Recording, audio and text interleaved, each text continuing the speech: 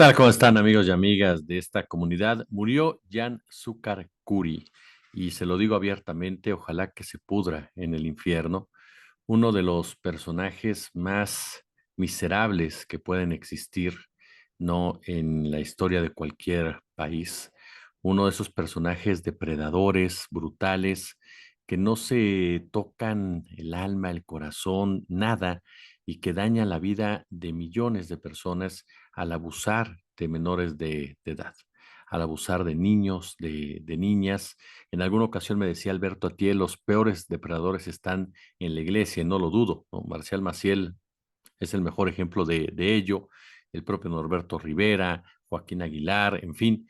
Pero el caso de Jan Sucar Kuri nos pinta también una problemática mucho mayor: las redes de pederastia protegidas por políticos, protegidas por gobernantes, protegidas por empresarios, quienes han perdido cualquier, insisto, cualquier noción de humanidad y convierten algo tan brutal, para mí más brutal incluso que el narcotráfico, como un negocio, que es este abuso en contra de los que no se pueden defender, en contra de menores de edad, en contra de personas que tendrían que estar siendo cuidadas y protegidas en todo momento. Pero hagamos un poco de historia, por supuesto, sobre este hombre y lo que fue el caso de Jan Sucarcuri. Fue en 2005, para ser exactos, cuando el país se cimbró. Esto a raíz del libro Los demonios del Edén, un libro que cuando yo lo acabé de leer, le juro que no quería que mis sobrinas salieran a la calle, así de sencillo. No, este libro que evidenció el poder que protegía la pornografía infantil, un texto de la periodista de investigación Lidia Cacho, y que daba cuenta de una extensa red de prostitución infantil que alcanzaba las más altas esferas de la política y del empresariado. El texto era la culminación de una serie de reportajes que la periodista había venido publicando en el diario Por Esto en Quintana Roo, y generó de verdad la molestia, la indignación del empresario méxico-libanés Jan Sucar-Kuri, no propietario de medio centenar de villas, restaurantes y comercios en Cancún.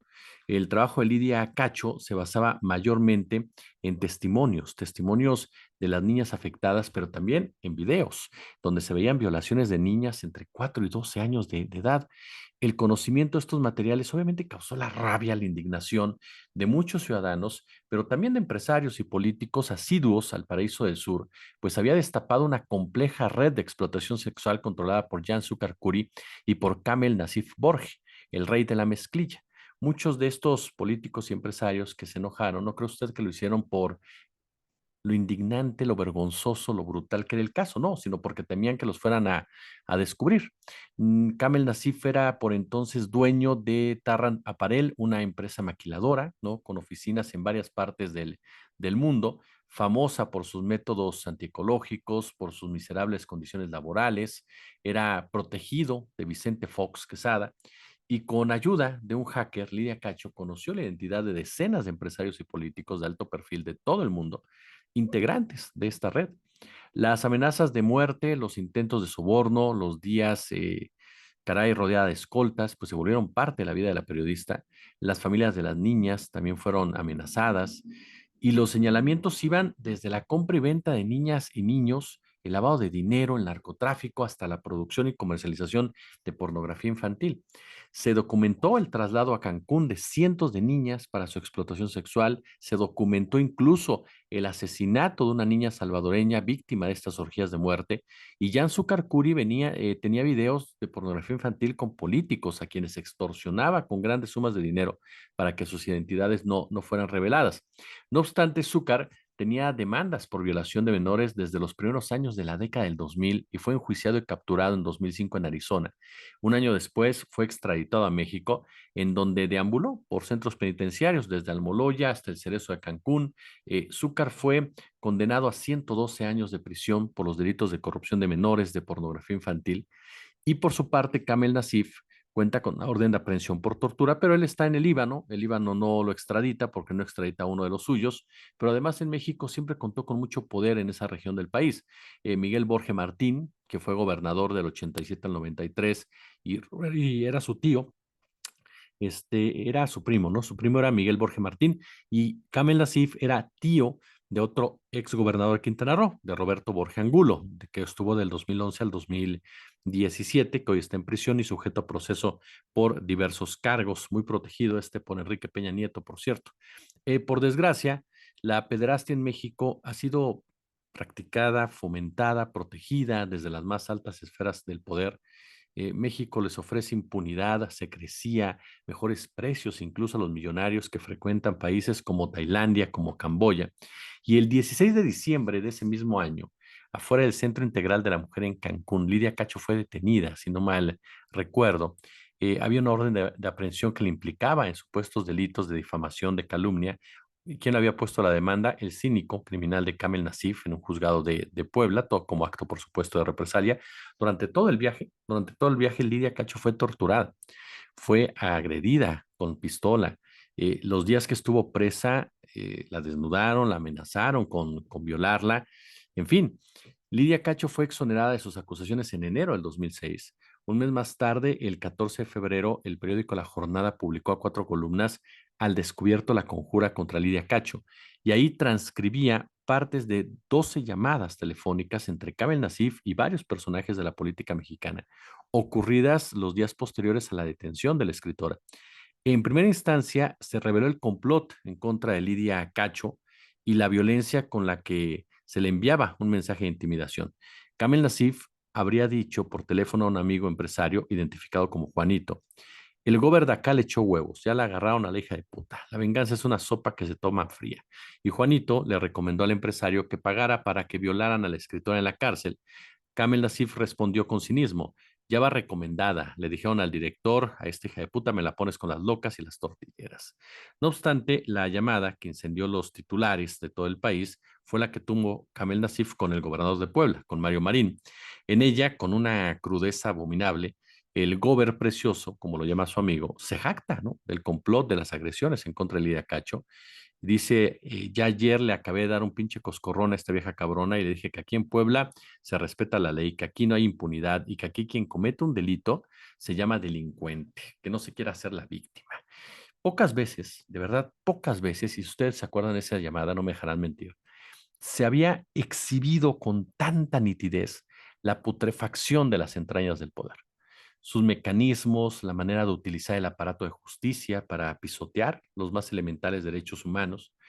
Y desconcierta, en definitiva, desconcierta que Kamel Nasif, a cambio del favor de aprender a la periodista, le ofrece a Mario Marín dos bellísimas botellas para que se las eche. Una evidente referencia al abuso sexual. Y todavía desconcierta aún más la confesión del exgobernador en esa misma llamada. Desde luego, no somos santos, pero si tiene pruebas que las presente, sino que se calle el hocico. Las maromas con que Marín intentó salir de este caso son verdaderamente históricas, ustedes seguramente las recuerdan, desde que no era amigo de Nasif hasta que la llamada era editada, ¿no? Años después, fue ya en la segunda década del nuevo siglo, se revelaron más grabaciones telefónicas entre Marín y Jessica Samitis, una joven edecán de entonces, 17 años, hablamos del 2011, amante de Marín, cuando este era presidente municipal de Puebla. El contenido sexual explícito no deja lugar a dudas, ¿no?, de los delitos de estupro cometidos por el funcionario. Igualmente se exhibe la manipulación económica, el uso de drogas, alcohol por parte de Marín para conseguir los favores sexuales de la menor. El corrupto poder político y judicial mexicano fue el que ayudó precisamente a este exgobernador y al empresario para que no pisaran la cárcel, para que libraran las investigaciones. El presidente Vicente Fox se lavó las manos. Y ojo, no fue el único caso que Fox se hizo como tío Lolo cuando hablamos de abuso de menores. También lo hizo, ¿se acuerdan?, en Michoacán, con una de estas casas famosísimas, por cierto, ¿no? En donde hasta intelectuales iban y visitaban la casa de Mamá Rosa, ¿no? Y en donde se supo que violaban a los niños. Y Fox la visitó cuantas veces quiso, con Calderón también, y se hicieron como que la Virgen les hablaba. Perdón, son cómplices de los abusos y de las redes de pederastia. Fox era amiguísimo de Kamel Nasif. Nasif había hecho donaciones millonarias a la Fundación Vamos México, dirigida por Marta Sagún. Bueno, Lino Corrodi, quien era un personaje clave en este grupo de los amigos de Fox, reconoció que a Nassif no se le tocaba porque era gente de Fox y había dado mucho dinero a la campaña presidencial. Recuerda a Roberto Madrazo, candidato presidencial del PRI en esa época, a Felipe Calderón, ¿no? Felipe Calderón, recuerdo que incluso prometió que iba a enjuiciar a Marín, le sacó tarjeta roja y demás. Ya con la presidencia ilegítima, le garantizó impunidad. No lo tocó ni con el pétalo de una rosa. Bueno, parte de la investigación de Lidia Cacho deja en claro que también, ¿no? También así puso lana para la imposición de Calderón. En el año 2017, la Suprema Corte de Justicia de la Nación desestimó las acusaciones en contra de Marín. ¿Qué le parece? Ni siquiera, ni siquiera hizo una recomendación a las autoridades mexicanas para investigar la pederastia. En 2000, en 2007, a quien se le cuestiona mucho por ese hecho porque fue parte precisamente del grupo que tomó esa determinación, es a Olga Sánchez Cordero, quien era secretaria de Gobernación durante el inicio de la gestión de Andrés Manuel López Obrador. En el caso concreto de Peña Nieto, se sumó también al grupo que pasó por alto los señalamientos en contra del poblano, ¿no? Incluso Mario Marín y Kamel Nassif habrían tenido intereses en la época de Peña Nieto en la Comisión Federal de Electricidad y en Petróleos Mexicanos, ¿no? Hablamos de todo un entramado en donde todos están metidos en el mismo lodo. Hay quien dice que la justicia tarda, pero en 2018 el Comité de Derechos Humanos de Naciones Unidas reconoció que la periodista mexicana fue detenida de forma arbitraria y que fue torturada en su arresto en el año 2005 y dictaminó que el Estado mexicano tenía que juzgar y castigar a los responsables de este agravio. Fue un año después, si no mal recuerdo, en 2019, cuando Andrés Manuel López Obrador, ya como presidente, el Estado ofreció una disculpa pública a Lidia Cacho y se emitieron órdenes de aprehensión en contra de Mario Marín, Kamel Nassif y Hugo Adolfo Caram Beltrán, exdirector de la Policía Judicial de Puebla. De igual forma, la unidad de inteligencia financiera a cargo de Santiago Nieto congeló en ese momento las cuentas de Marín. En 2020, los jueces federales de Puebla, como no, revocaron las medidas de la UIF, devolvieron las cuentas a los acusados precisamente, y en noviembre un tribunal colegiado en Quintana Roo intentó dejar sin efecto incluso las órdenes de aprehensión. La juez Marilena Juárez determinó que éstas debían girarse nuevamente. Bueno, Marín vivió a salto de mata, ¿no? Anduvo en Coyotepec, anduvo en Atlisco, anduvo en varios municipios poblanos, totalmente protegido por las autoridades, pero no solamente era buscado por la Fiscalía General de la República, también era buscado por la Interpol. Nos había levantado ya una ficha roja. Fue en 2021 cuando se dio a conocer la captura de Mario Marín en un suburbio de Acapulco, como un capo viejo abandonado a su suerte. Se escondía en la casa de su hermana y según testigos estaba disminuido, demacrado, no puso ningún tipo de resistencia y los días de la impunidad habían acabado, aunque alegó peligro de contraer COVID y un montón de estupideces. El gober precioso, ¿no? Se le negó seguir su proceso en arraigo domiciliario y se encuentra detenido. Ahora, por azares del destino, Marín compartió el penal con Jan Sucarcuri. Y entre los señalados, y aquí viene un punto, ahí están los ejecutores, pero ¿qué pasa con los otros políticos? Porque, por ejemplo, Miguel Ángel Yunes, ex gobernador de Veracruz, señalado por Edith Encalada como uno de los visitantes frecuentes a las villas Solimar en Cancún, ¿no? ¿Qué ha pasado con él? Ha sido premiado. Yunes Linares se ha dedicado a denostar a todo aquel que lo señala. Sobre él recaen las principales sospechas del asesinato de Libertad Hernández Landa, exdirectora del programa de la mujer en el gobierno de Veracruz bajo el gobierno de Patricio Chirinos. ¿Por qué? Porque Libertad Hernández, antropóloga social, 2 meses antes de ser asesinada en la Ciudad de México en el 98, anunció ante la prensa que haría público un nutrido informe que había iniciado años atrás en conjunto con la UNICEF sobre una red de prostitución infantil y abuso sexual que involucraba a importantes políticos y empresarios veracruzanos, entre ellos a Miguel Ángel Yunes, quien había sido secretario de gobierno y presidía entonces el Comité Estatal del PRI.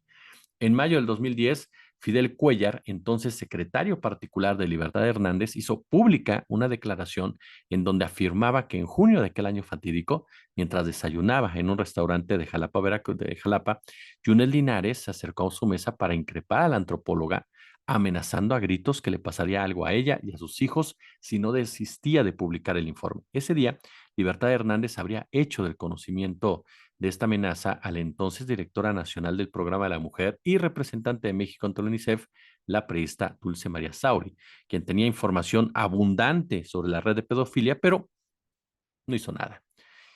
El 6 de agosto, estando de visita en la Ciudad de México para un evento del DIF, Libertad Landa fue secuestrada, fue torturada, fue asesinada por un comando de sicarios.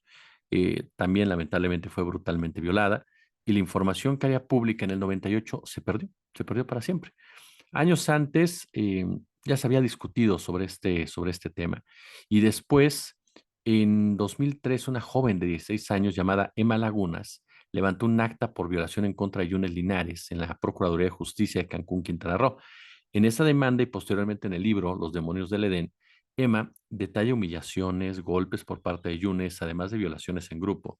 Y la joven aporta nombres de personas, lugares, incluso de otras niñas violadas. Lagunas Lezama fue testigo o protegido, ¿no?, de Lidia Cacho, pero desapareció después de la publicación del libro.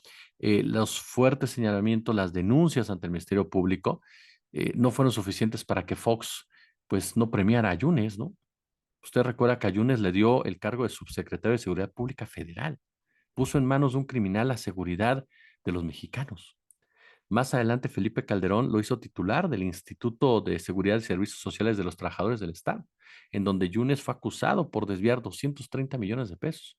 En 2019, el órgano de fiscalización de Veracruz, adscrito al Congreso del Estado, denunció ante la Fiscalía General de la República a la administración del exgobernador panista, Miguel Ángel Yunes, por un desvío de 36 mil millones de pesos.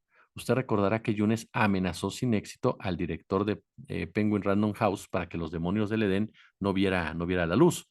Otros cómplices de la pederastia en Cancún, que conociendo la gravedad del problema jamás levantaron ninguna investigación, son los exgobernadores Pedro Joaquín Codwell, Mario Villanueva, Félix González Canto y Joaquín Hendrix, quien según deja constancia una llamada telefónica, le propone un excelente negocio de producción de películas y estudios de cine a Kamel Nasif y le pide facilidades en Cancún. Kamel le ofrece sus contactos en Estados Unidos y la ayuda del productor Elis Samaja. También está el ex senador Emilio Gamboa, el papito, amigo y socio de Kamel y quien aparece también en las famosas grabaciones.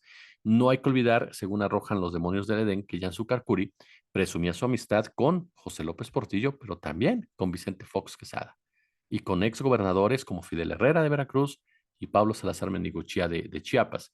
Y tampoco podemos omitir el grupo cercano a Mario Marín durante su gestión, en donde resalta la tétrica ex procuradora de Puebla, Blanca Laura Villeda, quien declaró culpable a Lidia Cacho y que de una u otra manera también se vinculan, ¿no?, por una cuestión médica de pacientes, de internos y demás, eh, con la gente de Grupo Empresarial Ángeles, que tenían una relación también con Mario Marín.